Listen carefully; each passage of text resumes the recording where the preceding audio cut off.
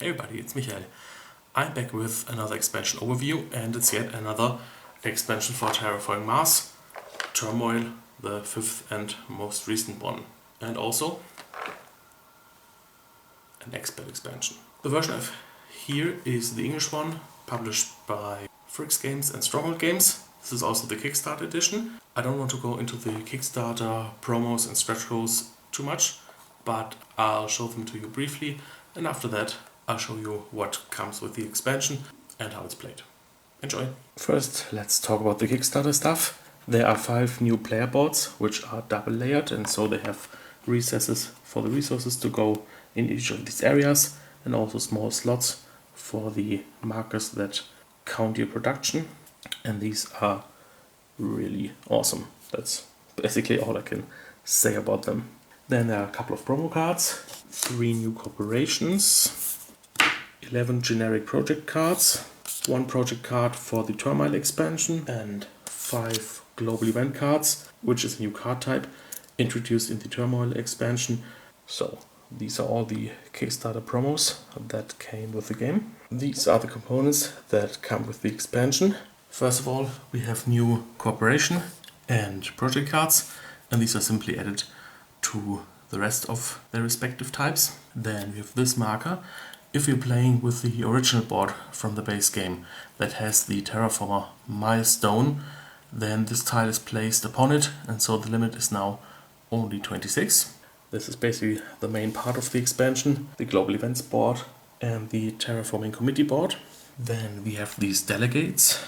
Every player has 7 of them, and there are also some neutral ones. And suppose you play a 3-player game without green and black. Each player places all of their delegates into the delegate reserve and one of the delegates into the lobby.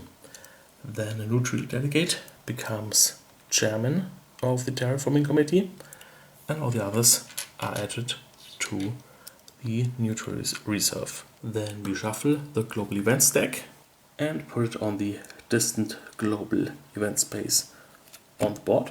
We draw and reveal 1 card and put it into the coming global event space. Then we take a look at the symbol in the top, and this party receives a neutral delegate as their party leader, and the party leaders are put into the seats to the front.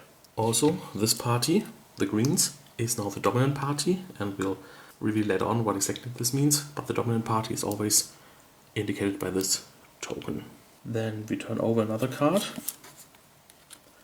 Again, take a look at the top symbol and place another delegate as a party leader of that party.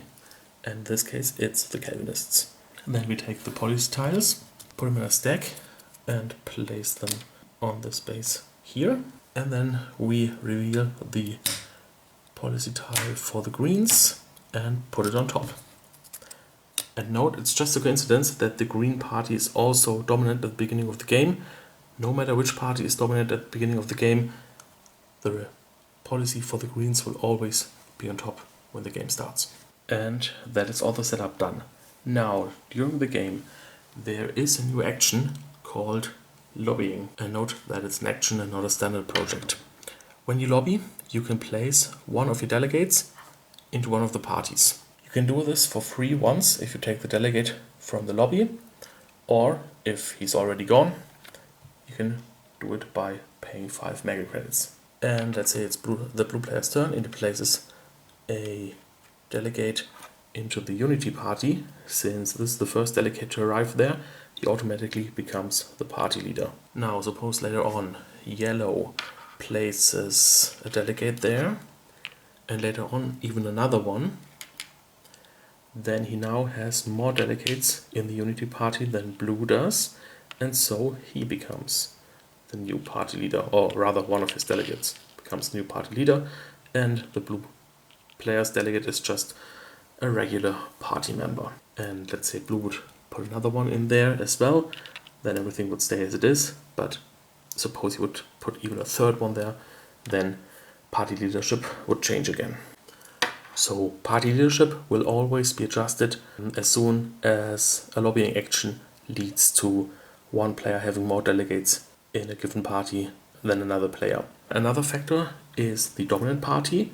So right now the Greens are the dominant party, but if any party has more delegates in it than the current dominant party, the dominance will shift. So as another example, let's say the red player puts a delegate into the Calvinists, then including the neutral delegate, there are now 2 here, only 1 here, so the dominance would shift over to the Calvinists.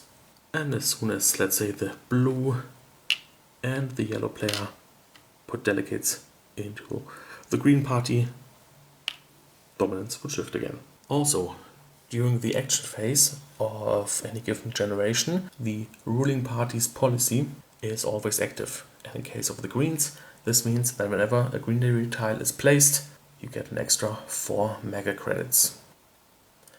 If the Calvinists are ruling, you can spend 10 mega credits to increase your heat and energy production by 1 step. If the scientists are ruling, then once per generation, you can spend 10 mega credits to draw 3 cards. If the Mars first party is ruling, then whenever you place any tile on Mars, you receive 1 steel. The Reds are a party that wish to preserve the planet in its original natural state, so whenever your Terraform rating is increased by 1, you lose 3 mega credits. And finally, the Unity party, when it's ruling, each of your titanium is worth 1 more mega credit when paying with titanium. And all of these policy effects can be found on the right hand side of the reference card. Then, each generation after the production phase, the so-called solar phase takes place. This was already introduced in previous expansions, and the solar phase has multiple steps. In step 1, there's an endgame check. If the endgame conditions are met, then the game ends immediately. Then, if you're playing with wheelers next, then there's the world government terraforming step. If you're playing with colonies, then there's the colony production. And finally, step 4 is the turmoil phase. All the steps outlined here in the manual can also be found right here on the board. First of all, since somebody has to pay for all the committee things, all players lose 1 terraform rating. Then the global event is performed.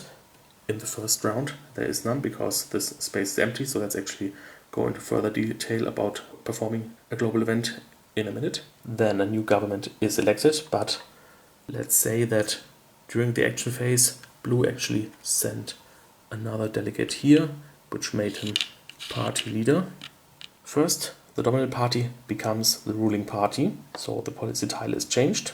Right now, the Green party is still dominant, so no change happens. Then a ruling bonus is performed. Each party has a ruling bonus when it comes to power, and those can be found on the left hand side of the reference card. So in case of the Greens, each player would get 1 mega credit for each of their plant, animal and microbe tags. With Unity, it would be 1 credit for each Venus, Jovian and Earth tag. With the scientists, 1 mega credit per science tag. With the Mars first party, 1 credit per building tag. When the Reds become ruling, the player with the lowest terraforming rating gains a terraform rating. And finally, with the Calvinists, each player gets 1 mega credit per heat production. Next, the dominant party leader becomes the chairman. So in this case, this blue delegate becomes the chairman, removing the old one. And the player who owns the new chairman earns 1 terraform rating. So in this case, the blue player. The old chairman is moved to the reserve, we've already done that. And all other delegates from the dominant party are also moved back to the reserves. Then dominance is shifted. Since the Calvinists now have the most delegates, they become the dominant party. And then the lobby is restored, so basically we take 1 of each player's delegates and form a new lobby. And that's the whole new government step. Now for change in times. The coming global event, which is the one in the middle position, is moved to the current global event position. And also a neutral delegate of the lower party is added, so that would be 1 delegate for Mars first.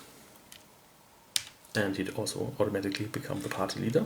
Then the distant global event is moved to the coming position. And then a new global event is revealed in the distant position. We read its flavor text. Then its top neutral delegate is added. So we look at the top position, and that's another one for Mars first again. and that's changing times, so we move into the next generation.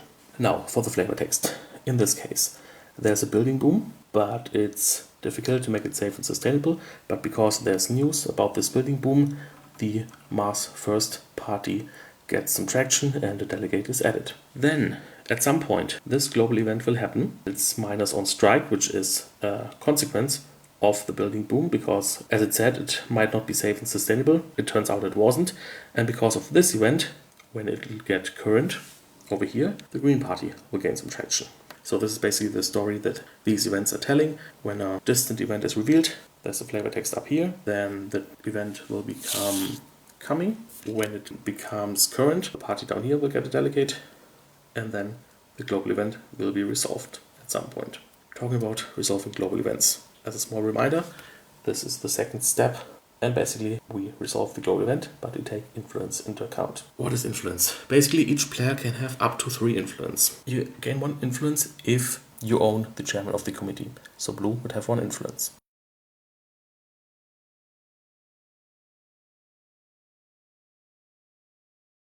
And also, if you have at least 1 delegate in the dominant party, that's also 1 influence. And mostly these global events are bad. In this case, each player has to lose 3 mega credits for each of their building tags, but then it's reduced per influence.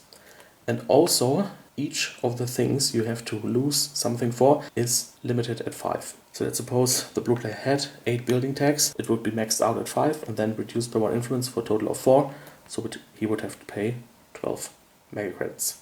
Let's say the red player only had 2 buildings, it would be reduced by 1 influence down to 1, so he would have to pay 3 mega credits. The mudslides are, each player has to pay 4 mega credits for each tile he has adjacent to an ocean, but again maxed out at 5 and then reduced by influence. With the miners on strike, each player has to lose 1 titanium for each Jovian tag they own, maxed out at 5, reduced by influence. But there's actually some good events. When this interplanetary trade would happen, each player gains 2 mega credits per space tag, which are maxed at 5, but then each influence is added on top. So if somebody had 7 space tags and 2 influence, he'd get 14 mega credits. In the case of the improved energy templates, there is no maximum applied. So first we'd count all power tags, influence counts as power tags, and then for each 2 power tags, energy production would be increased 1 step. Some global events also let the first player place an ocean tile, for example, but they're not getting any bonuses or terraform rating for it. As a last rule detail, at the end of the game, each party leader and the chairman are worth 1 victory point for the respective players. That's basically all the rules. Now let's take a closer look at the corporations and new project cards.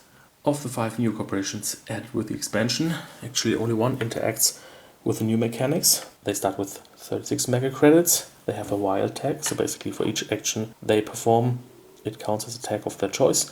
And as an action, they can gain 2 mega credits for each party where they have at least 1 delegate. Pre-star starts with 53 mega credits. At the start of the game, the terraform rating is reduced by 2. They have an ongoing effect. If they didn't get any terraform rating in a given generation, then they can add 1 preservation resource to this card and gain 6 mega credits. And at the end of the game, each preservation resource is worth 1 victory point. Terra Labs starts with 40 mega credits. They have to lower their terraforming rating by 1 step, but buying cards to hand only costs them 1 mega credit. Utopia Invest can, as an action, decrease any production and gain 4 resources of that kind. And finally, Lakefront Resorts profit from ocean placing. Whenever an ocean is placed, they increase their mega credit production by 1, and whenever they place a tile next to an ocean, they get 3 mega credits instead of the usual 2. As for the project cards, first of all, there are 12 project cards, 6 for each of the parties, that show the party's symbol as a requirement. And basically that means, in order to play this card, either this party has to be ruling or that you have 2 delegates there. But this is also explained on each of the cards. And then of course these projects do something related to that party. So for example, the Wildlife Dome lets you place in greenery. The Martian Media Center is very interesting because as an action you can add a delegate to any party for 3 mega credits instead of the usual 5 that action would cost. With the rats you can perform a rat tourism wave which means that you gain 1 mega credit for each empty area adjacent to your tiles. Cultural Metropolis lets you found a new city but also add 2 delegates to 1 party. The Calvinist projects have of course to do with heat production, and the Scientist's event analysis increase the influence by 1. Then there are of course certain project cards that further interact with the delegate mechanic. This requirement up here means that you have to be the chairman, but then paying nothing you can remove any non-leader delegate from any party. Then with public celebrations, if you're the chairman, then you'll simply get 2 victory points at the end of the game. The recruitment event lets you exchange 1 neutral non-leader delegate with 1 of your own from the reserve. And finally, the vote of confidence requires that you have a party leader in any party and that the sitting chairman is neutral. Then you get to remove the neutral chairman and move your own delegate from the reserve into the chairman position, and you also get 1 Terraform rating. And that's it.